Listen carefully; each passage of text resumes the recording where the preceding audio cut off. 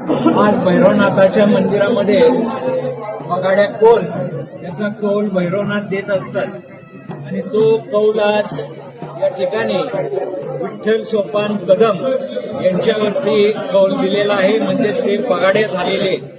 त्यांचा नवस एवढ्यासाठी होता की त्यांचे मोठे भाऊ रवींद्र सोपान कदम हे खूप आजारी होते आणि आजारी असताना त्यांनी नवस केला होता की माझा भाऊ बरा होऊ दे, चांगला होऊ दे, दडदडीत होऊ दे.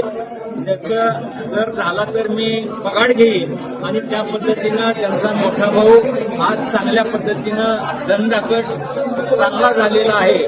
म्हणून त्यांनी आज नवसाला बसले आणि आज त्यांच्यावरती 37 नंबरवरती पगाड आलं.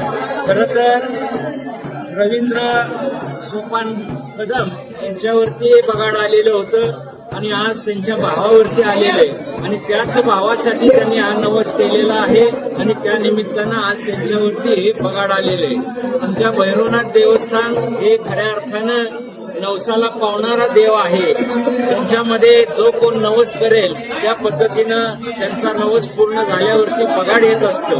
आज नवसासाठी जवळजवळ 61 लोक त्या ठिकाणी बसलेले होते आणि 61 लोकांमध्ये आज त्यांच्यावरती या बगाड्यावरती पगाड आलेला आहे.